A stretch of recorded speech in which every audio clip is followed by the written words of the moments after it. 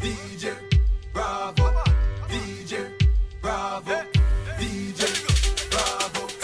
Champion, champion, champion, champion, champion, champion. Everybody knows say Bravo a champion, champion, champion, champion, champion, champion, champion. Everybody know Chris Gale is a champion. Beanie a champion, Bounty a champion, Marshall is a champion, Bungie is a champion, Pollard is a champion, Lara is a champion, Gale is a champion. Don't forget Michael Jordan, Obama a champion. Mike Kelly's a champion, aren't you, Mark? Oh, je me shall kind of you to say that. You two are a champion too, mate. I am. I have to agree with that as well. You're on the Honey Badger Cricket Show podcast. What the hell are we calling it this week? Yeah, we'll go with Honey Badger Cricket Podcast again. Sponsored by honeybadgercricket.com, your home of, best cricket gear in the world, if I do say so myself. And also, I've got a new site we're developing at the moment. Mark and I were talking about this. We're going to sell gear, as we always do. Bats, pads, whatever you want. New bags coming, new caps coming. But we're also going to include a multimedia aspect to the site with, videos, interviews, mostly irreverent nonsense. But, it makes us look intelligent on paper, doesn't it? And that's all you really need, Looking forward to that site. All right, so what's been happening this week, Mark? Oh, where do we start? It's been a big cricket week, hasn't it? And it's only Tuesday. I know. It's just been full on. Well, we had the Blackcaps. Is only real word for it is a fuck up, isn't it? Yeah, well, let's rewind it a bit. It's been what, 2 weeks? 2 weeks since we've had another podcast. Yeah, because Mark got himself locked out of the studio the other night by the over-officious security guy downstairs. Yeah. First security, hang your head in shame. Is And all then I'll say. We also had the when the Honey Badger cricket team played in the backyard bash. Yes, we did. And I happened to injure my knee a little A bit. disgusting injury too. It was to be fair. disgusting. Yeah, big dirty greys. But like a champion, as DJ Bravo said, Yeah. I battled on through the day and got quite a bad infection and. Yeah. And so that's why 2 weeks off from the podcast because I was in hospital for a little bit of it. That's right. I was there as an equipment sponsor, but I was also umpiring the game. And I ended up having about 10 beers and sort of forgot the rules by the end of it. Well, yeah. But it was good fun. But like my batting career in that one. That's right. Backyardbash.co.nz. Competition. Logan did a great job of that. Logan did a great job. If you want to get involved next season, obviously, go onto the website and get hold of Logan. Now, he's looking actually at a Trans-Tasman battle. I did get that email. Yes, with there's another Backyard Bash kind of esque competition going in Oz. So we're looking to have the New Zealand champions, which could have been your team if you hadn't got so pissed so early. Hell, yeah. And then crippled yourself in the garden. Oh, I was still leading run score. You were. Let's talk us through that 70 odd you made. 88. Was it 88? Was it? It was a new Backyard Bash record. Yep. Well, I came in, I was batting at 3. You got to remember 5 overs is all the games are, and 2 early wickets, and I just needed to do something, and I was using the new Honey Badger cricket bat. Yep. And to be fair, We're using the wooden one or the plastic the one? wooden, but I couldn't. Yeah, plastic was terrible. Yep. But yeah, the biggest thing was me. I'll give it. I won't give myself all the props. The bowling was terrible. It was The terrible. guy was bowling me short pies. And to be fair, the boundaries were fairly short, weren't they? 4 or 5 meters. Yeah. And I opened in a power play, so all runs were doubled. Is that what happened? And I think I got Okay. 30 off an over. Yeah. Like the guy, it was, yeah. So you sort of played a sort of a... You're a bit of a Jason Holder, weren't you? If Jason Holder was white and had long hair, Yep. that would be you. Oh, yeah, I'll Because you happily bowled take that. similar to him as well. So Yeah, well, yeah, terribly. same pace. But to be fair, with my bowling went down because of my knee. I could never run up, yeah, It was and bowling was the hardest thing. it would It have was been. so challenging. I remember just after you did rip your knee apart, that guy, instead of providing first aid, brought you over a first ale, so to speak, didn't He he? bought me a jug. And he said, mate, that's all you can do now. Just get involved with this. and what I had it, and it helped a lot. Yep. Because this was first game of the day, 20 past 10 or something. It was 11 o'clock, and you guys hadn't had a lot of sleep the night before, had you? no, we did bend through. We forgot we don't forget we were in it, but Logan emailed very late in the piece on Friday night, and we were already well on your way. Yeah, we'd finished up at our BYO at a little cheeky peanut. Bloody peanut millennials, degrees. eh? Yeah. And speaking of millennials, have you seen the advertisements this week on Facebook for the pink ball test at Eden Park? I see you shaking your head because you know what I'm talking about. Well, the first thing I want to talk about there is why are we always calling it the pink ball test? Well, the day-night test... Because they use a pink ball. But the day-night test match sounds so much better. It does sound... But I don't know why it's the pink ball test. It should be the day-night test. Well, it's partly marketing, I suspect. Yeah, I think it comes down to that like 100%. But what I was getting at is they've millennialized the test. The advertisements are, it's not just cricket. It's with a pink ball. It's test match at night. And they're also got a whole bunch of shit like night markets and Did I read that they barbers weren't and stuff. selling hot dogs? They were selling, was it avocado on toast? You've got the menu there, avocado on toast, was I it? think they were Yeah. smashed avocado, mate. Oh, Yeah, be pepper? smashed. Bit of pepper? Replace it. See, I only go to the cricket really. People think I'm a massive cricket fan, but because I'm around it so much, I only really go on occasion, and most of the time I only go to get myself a Fritz's wiener. Oh, you have mentioned that on prior podcasts. I have Fritz's wiener. A friend of the show. Well, they should be a friend of the show, and they should send us said samples of wieners to the studio for us to munch on whilst we do this piece of irreverence. So anyway, they've turned the whole thing into some sort of millennial event. There'll be smashed avocados, gluten and vegan-free offerings, night markets for some reason. I have no idea why. And I think all this is... And a barber, strangely enough. Why a barber? I suppose because, millennials always getting their hair cut all the time, I've noticed. Not you. You're kind of the exception. You sort of went the other way there. Not very millennial, though. Yeah, sort of went the other way. But, for someone who's 40, I'm saying, what the fuck, man? I just want to go to the cricket. I don't care about this après extracurricular sort of nonsense to satisfy the bandwagon jumpers. Do you know what I mean? I am picking up what you're putting down, Jambalaya. Well, yeah, it's the same people who, start going to the Warriors when they win more than 2 games. Do you know what I mean? Shout out to the Warriors for their win, actually. Yeah, it's definitely our year. But as we said, it's been a very big week in cricket around the globe. First up was the Blackcaps and a 4-munchin fuck-up that we spoke about earlier. Now, they can't seem to win a final, can they? It was a game that's any of importance. Yeah. Barring, the 2015 semi-final. Yeah. And that was only because Grant Elliott saved their ass. We choke. Really? That's what we do. In important games, Yeah. we disappear. Did we choke, or is England a good side? Oh, no, they're the best in the world. I think they're the best They're one. 100% the best. Yeah, 100% agree. But we... Munro again. How many times do you want to get out in a bloody first over? It's frustrating, isn't it? It's and don't get, I like England as well. They're one of my teams. I've mentioned that on prior podcasts. So I was going for England in the series, but Munro, countless what was it, 2 or 3 times first ball? Oh, not first ball, first over. We got about 3 ducks, didn't he? Out of 5 or 6 scores. And he got a 47 or something in the second, I think. Just put your head down, son. Do you know? You don't have to, because he does it so often in 2020s where he gets if you get a 30 off 12 balls in 2020, that's a good innings. Can you imagine how horrified someone like Jeff Boycott would be to watch Colin Munro bat? Do you know what I mean? He'd be sitting there going, no, I don't like this at all. Yeah, that's what would happen. That was a good voice. Well, it's okay. Yorkshireman. Yeah. Every Yorkshireman listening to this podcast now is saying that sounds nothing like us. Like when people try and put on a Kiwi accent, particularly Aussies. Shout out to Australian listeners though. They think we say socks and dick. I'm out painting my chops. duck and and it all goes on and on. Speaking of Australians, David Warner has had a lot of press this week.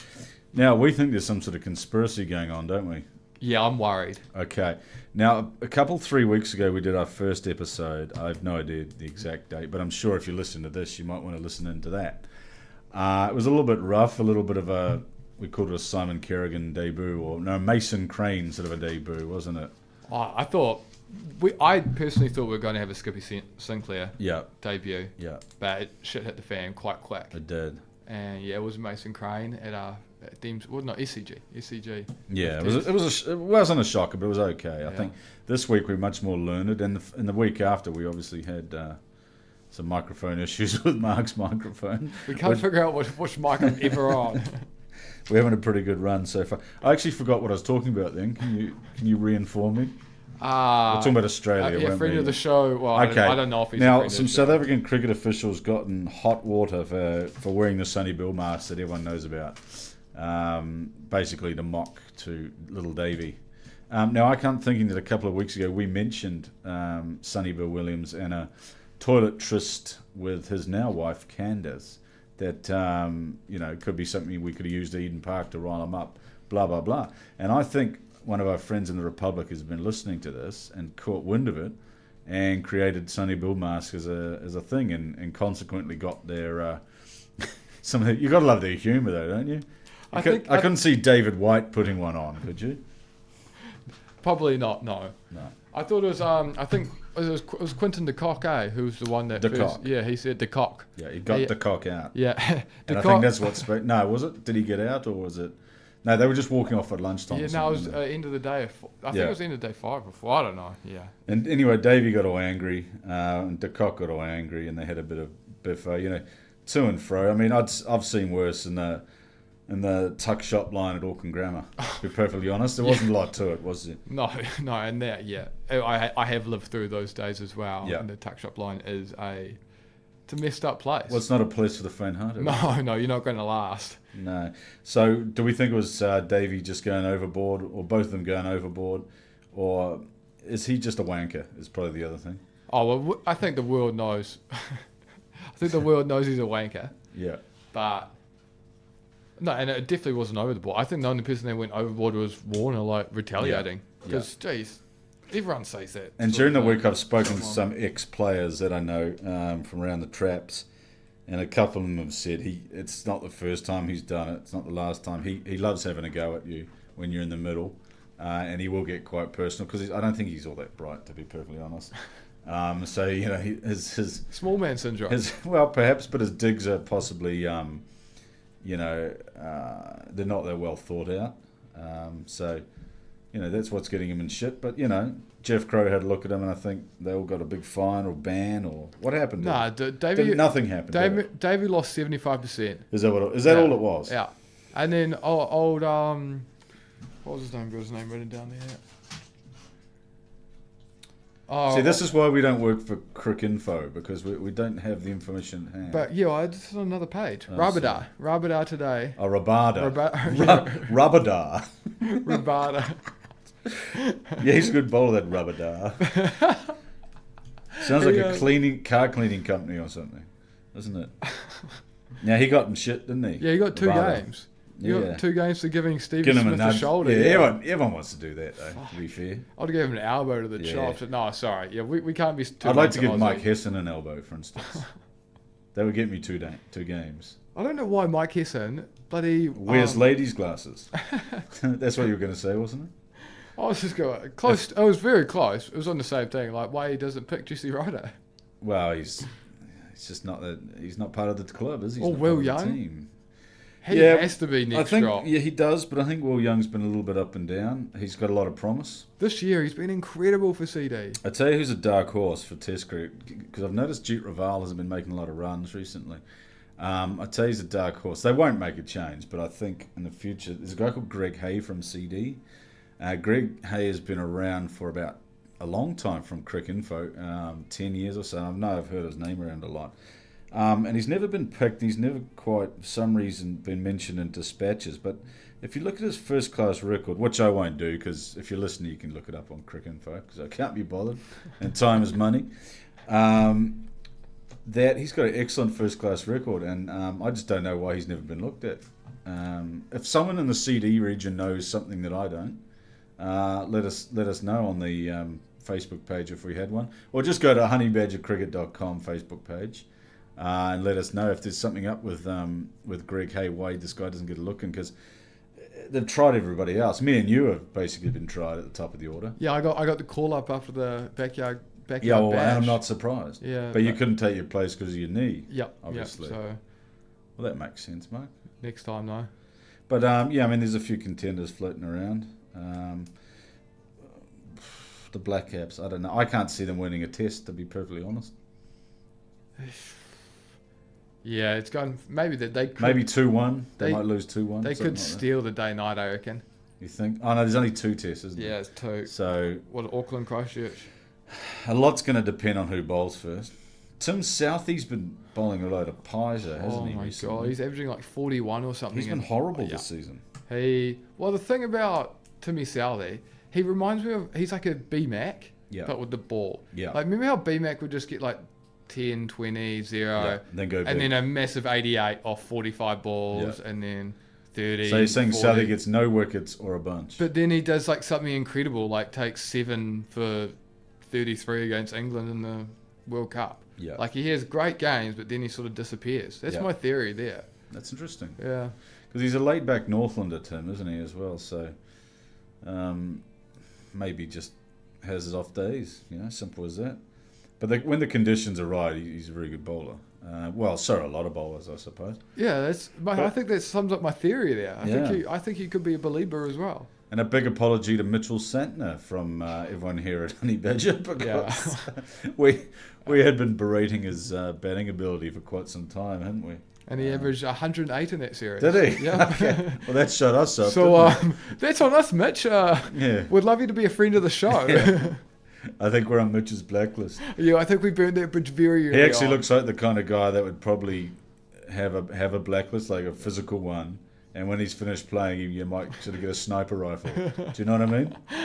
He's not, no. I could Don't see call him him a being a psychopath. Well, I didn't say that. But- No, we should try to get him to be a friend of the show. oh, that's right. Mitch, we were talking about Mitchell Marsh. Mitchell Marsh, yeah, That's who we were okay. talking about. But we're bagging Aussies. No sorry, one from Aussies. sorry does for listen. if no one's ever turned off from Australia again. Sorry about that, guys. On a positive note, I noticed Mitchell Marsh used to play the tuba as a child. Did you see how the crowd got silenced by security in the test? No, I did not. It was at Port Elizabeth, and they got silenced. They have a band that comes and plays every time there's a test, blah blah blah, and the umpires said it was too loud. I think it was Kumar Damasina and Gaffney or somebody, but they said it was too loud. I mean, fuck off, really? It's it's test cricket. It's Yeah. boring anyway half the time, Absolutely. 50% of the time. Something's got to liven If it's it up. not the start of a session or a start of a day. But Mitch Marsh got interviewed after it, just, thoughts on the day, and he said, no, I actually really enjoyed it. I used to play the tuba at school. I laughed my head off when I heard that. It explains so much, doesn't it? He's really taken the Maybe spot he's a now, serial eh? killer, What's that? because he played the tuba. Yeah. Do we think? What cricketer do you think's most likely to turn into a serial killer? From any country? Oh, Because I've put my vote in for Mitch already. you'll definitely think. Oh, I'll probably go Stoinis. Stoinis, you Yeah. think, because of the pinging eyes? Yeah, just because he'll be on a 7-day bender. Yeah, I could see that And happening, then, but honestly, we have to. You're not wrong. We got to cross out. We got to exclude people from Aussie because we'd probably name. We've crossed the line today as well. Yeah, Again, it's haven't our we? fifth person. Is there anyone in the English team, do you think, that could sink to that level? Nah, they're all great humans. Mm. Great New Zealanders, really. They're they seem like good guys, the English team. I think you'd enjoy having a couple of coldies with them, after a match in the changing I room. could see that happening. Like I can't imagine like Davey Warner or Steve Smith having that. I think good chat. Anderson's a bit of a dick, isn't he? Jimmy Anderson. I've heard he is. Really? Yeah. I don't know. He's a legend. He's So, quite mild-mannered off the field. I think he's more of a jerk on the field, from what I understand. Who do you reckon will get seriously on the piss in that team? In the English team, Yeah. Bairstow, Yeah. for me. Easy. Yeah. Yeah. You've got one. He's just got bloke that there too. sort of look about him, doesn't Yeah. he? I think Joss Butler would probably drink a lot of red wines. Do you know what I mean? He's got that. I think he's a bit posh, Joss I can Butler. see Joe Root on like the gin and tonics or something, You think or so? like just something. No, but he's a Yorkshireman, you see, so he might be on a, something hand-pulled, shall we say. Some Pims or No, he's a Yorkshireman, so he's going to be on something murky. It's a bit, I don't know. But, they look like an alright bunch of guys. We're going to have the Barmy Army, obviously, at this test match, which is always up and down, isn't I'll it? be with them. Will you? Yeah, I'll be wearing my England jersey. I actually umpired Barmy Army versus a New Zealand selection in I think it was a Last Man Stands game a few years back for a bit of a laugh, and it was a good day out, actually. They had a good time. Pissed as usual. But we actually had a national anthem before. It was the first time I'd stood for a national anthem that I was officiating. How'd that make you feel? Pretty proud, of our nation. Did you sing? Hey? Did you sing? Only the Maori version. Ene hona atua. That's how I started it. But no, I enjoyed it, Mark. It was a sense of pride, sense of occasion. We didn't have a brass band, but apart from that, it went pretty well. Nice. And also, as I recall, the girl who leads the Bamiami has enormous breasts. Just to throw that in there. Oh, Enormous. You're a sick man, I'm a sick Mr. man. Burchell. You're not wrong. So yeah, well, I mean, we've covered pretty. What about domestic cricket this week in New Zealand? Now the Auckland CD game got rained out. I think Ajaz Patel took a fiver. He went pretty well. There's an absolute thriller in there? University of Otago Oval between Wellington and Otago. Yes, I heard about this. Absolute thriller. Neil Broom almost saved.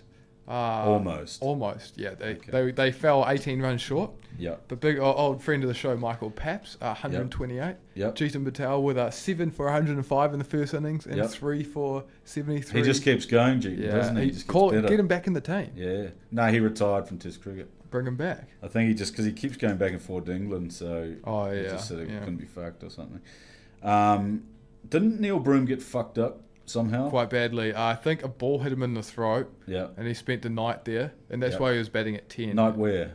The hospital. Oh, okay. Oh, maybe at the Oval. I'm not sure. Yeah, well, that didn't make sense what you said. Sorry. Yeah. It's all right. So you got a ball in the throat. Yep. Oh, amount of times I've heard that. Eh? But no, okay. So yeah, and on the Auckland game got rained out, obviously, because we had a cyclone come through Auckland yesterday. It was hardly a cyclone. It was not a cyclone. It was the Diet Coke of cyclones, wasn't it? Oh, I don't even call that. So that was like a little bit of heavy rain and a tiny bit of wind. Yeah. Like we've had some cyclones. It was here. nothing really. No, was it? my God, No, that was a normal winter day. Embarrassing in a way, and it was strangely cold. Yeah, it was. Shouldn't be humid tropical air, but it was like freezing. It wasn't a cyclone. I don't know why they keep telling us. So it was just a superstorm. It's a conspiracy. There's something was about that. DARPA, isn't it? DARPA's the one who manipulates the weather. Isn't that up in Alaska? No, they're in somewhere in the US. But yes, either way, it's a conspiracy that DARPA isn't to do that. But there's certainly some strange weather going around, which is, to be fair, the cricket season's been pretty good in terms of weather in New Zealand this year. There hasn't been a lot of rains out. 2020 at the Bay Oval. Yeah, but whatever. At the Bay. You were watching a bit of the ICC, the World Cup qualifiers, weren't you? Yeah, I watched last night for an hour and a bit. West Indies playing Zimbabwe. Oh, not Zimbabwe, the Netherlands in Zimbabwe. Yep. And I saw something I've never seen before. After, I think it was 6 overs, the West Indies were none for 77, and their Wasp score was predicted to be 717 runs. And I was very excited by that. And if they only went at 8 and over for the remainder of the game, they were going to score 513. And 500 and what did they end up giving? Like 305 for the loss of 5. Okay, who was playing for the Dutch? Anyone of note? Expats South Africans. Always Tenduscata. Yeah, he's Ryan still there. Tenduscata. Yeah. But didn't he play for Canterbury? Targo, I think. Other than that, I was surprised not to see Logan Van Beek. I think, from what I understand, I've got a little bit of oil that they're looking at him for the all-rounder spot in the Test team for New Zealand. He's not far off because they've named him, and I think Scott Kugelijn, in a warm-up team, blah, blah, blah. They're playing England this week. I think it's in the Tron, Hamilton, yeah. Yeah, it's a 2-day out. Yeah, so you might, because Colin de Grandhomme's under a bit of pressure, you see. I mean, his test stats look okay, so he'll probably be retained. But he's been very patchy, like Munro, he's been very patchy. Is he good enough to be a test quality all-rounder? I don't know. On his day, he can take a few wickets with the ball. We all know what he does with the bat. He's hit or miss. But with the ball, if he's not getting assistance from the track, he's just doing a holding job, really, isn't he? There's not a lot. Yeah, bowling some pies. And that concerns me a little bit in the sense that Mitchell Santner doesn't take a lot of wickets in Test cricket, partially because he's in New Zealand. Partially because he bowls a reasonably defensive sort of line. He bowls quite flat, because he plays a lot of short form cricket. But Mitchell Santner's not going to rip through your team. he might be 1 or 2 wickets, and de Grandhomme's not going to rip through your team. So that seems like a heavy workload. Okay, what if Wagner's got a bad day out? He just tries to bounce everyone. I still don't understand how he takes so many test wickets, and he is such a liability in every other form of cricket. He gets tonked. Like, I saw him in the BK Super Smash one game. Yeah. Got like 66 off his like 4 overs. Yeah. I've seen him in England. He's over there. Who's he plays for? There's a Warwickshire. I can't remember.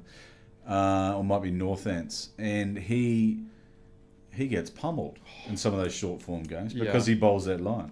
Like every single time as well. Yeah.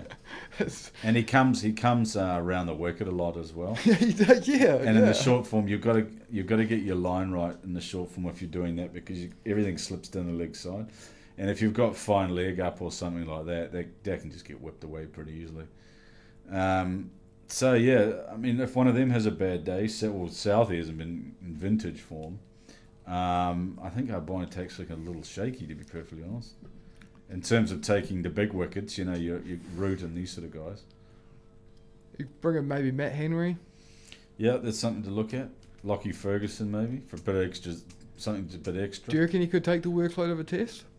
This is why I like the look of Scott Kugelheim. Yeah. Because I think he's definitely a better bowler than de Grandhomme. Yep. There's no doubt about that. His batting's developing. I don't think we're losing too much with his batting.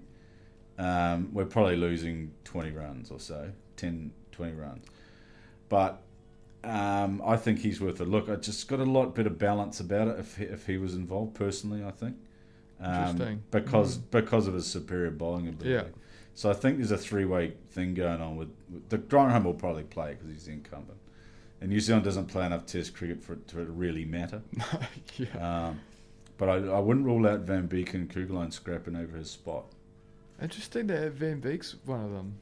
Well, he's been going pretty well, actually, for the past couple of seasons. I looked at his stats, actually, because I knew I was going to talk about him. He's been right up there, actually. Interesting, yeah. Well, who knows? See how he goes. Why not? Give him a go. Doesn't really matter, does it? Just a It's only 2 tests. Yeah, we won't play another one till next year anyway. We only get about 3 tests a year, so that's about it. How many Australia are always playing? Well, I suppose because everyone wants to play them, don't they? So what? They're constantly playing tests away. They're going to play 9 tests in like a 4-month period, maybe 5-month period. Yeah. And then we played what? 2? Yeah, we only played West Indies twice. Yep. It's just ridiculous, eh? We're getting starved of Test match cricket. Well, what if you're someone like Jeet Raval or Wagner or BJ Watley? BJ, yeah, yep. BJ. You're getting no cricket at all. No, and they're just playing Plunket Shield and they have 2 months off of Plunket Shield to play that BK Super Smash through the summer. And it would be hard. See, Jeet Raval didn't even play the Super Smash. Or exactly, he might play 1 or 2 games, but nothing really. Because they got guys like Phillips and that at Auckland who's going to open the innings. Yeah. But these guys are getting fuck all games. I mean, if you really look at it. And how does that impact their contract as well, their rankings and stuff like that? Because I know those 3 are probably relatively... Well, Wagner's, in the top 10 in the world, isn't he? So his contract's going to be at a reasonable level. But the other 2 who are sort of here or there, if they're not playing, they've got no chance of getting a high ranking in the list. In terms of that. They're just haven't got the output, so New Zealand cricket can't pay them as much, can they? That's is it macroeconomics or is it micro? Micro. It's micro, isn't it? it? So you're getting a lesson here today, and the listeners are getting a lesson. Shit, I almost forgot about our giveaway. Oh yes. I'm giving away some batting gloves. When I say I mean honeybadgercricket.com is giving away some adult batting gloves, left or right, this week. And do you have a question for them? What I need people to do is go onto our Facebook page, honeybadgercricket.com. You'll see all the podcasts, etc. up there. And we'll put up the question after. If we can't think of it now, we'll put it up in the next few minutes because Mark's had a long day, shall we say. And you could win yourself a pair of batting gloves. And wherever you are in the world, we don't care. We'll get into. You could be in Uzbekistan. You could be a budding Seamer from the Seychelles, perhaps. Could be from Tauranga, the Bay of Plenty. I knew you were going to throw that in, weren't you? Yes. Mark can't go one show without throwing in. A quick shout out to Mike Delaney making his Crusaders debut I saw that, on Saturday night. And didn't he do well? They lost, didn't they? Oh, well, he only got 12. So- He'll start next week. Mitch Hunt's got to go, but that's rugby. This is the cricket show. That's right. So go to the And bar. have you thought of a question for everyone? Yeah, who was the last international cricket player to score a ton on debut? The last? Yep. Okay. That's a good question. Yep. And we'll put that up on the Facebook page after we post this, which shouldn't be too far away. If you do require any bats gear for the coming season, particularly in the UK now, because we're winding down on this side of the world, get in touch and we can get that away to you through our local distributors. So that's been the Honey Badger Cricket. Oh, we've got one more thing. We have got one more Our thing. latest segment. The DJ Bravo segment. Yep. Yes. Now talk us through that, Mark. So each show we're going to give a quick DJ Bravo update on Yep. his career. Because he is a very famous DJ now. That He's a first champion. song- yeah, he is a champion. Yeah. He is the definition. And Jim's just going to read through all the teams that he played for. The first How many is there? Because we don't have that long. Oh, there's a couple. Actually, it's a podcast, so we can just do what we want. You read through them. This is the first DJ Bravo watch. Now, my eyes aren't very good, so you're gonna have to. I can't read print that small. I'm 40 years old, Mark. I struggle. West Indies, Chennai Super Kings, Essex, Gujarat Lions, Kent, Lahore, Queensland, Melbourne Renegades, Mumbai Indians, Pershore Zalami, Sydney Sixers, Trinidad Knight Riders, Trinidad and Tobago Red Steel, University of West Indies, Vice Chancellors First 11, Victoria, and that was the first ever DJ Bravo watch. That's a shitload of teams, isn't it? He's 34 years old, eh? Even in the modern game, that's a lot of He's teams. played a lot. Brendan McCullum will be up there, though, in terms of teams he's played for. When you get those sort of retired journeymen, well, semi-retired journeymen, that tends to rack them up, doesn't it? Oh, well, we're boring everyone, so we're going to see everyone... When should we see everyone? Next week after the test? No, we've got time to do another preview. Yeah, we're going to start doing it every Thursday. No, Every should we do it Thursday. Tuesdays? Because it's after the weekend. A lot Yeah, of cricket. yeah. We'll do every Tuesday. Because Monday you'd be too hungover. That's probably the other problem. Yeah, So Tuesday's a good day, and it's Yeah. a boring day in the week, and people want to be entertained, don't absolutely. And this is what the Honey Badger Cricket Podcast does. they? And we're going to entertain you and leave you with Dre Russ featuring Beanie Man with Sweet Wine. I've been Jim Birchall, and he's been, Mark Kelly. and we'll see you next time on honeybadgercricket.com podcast.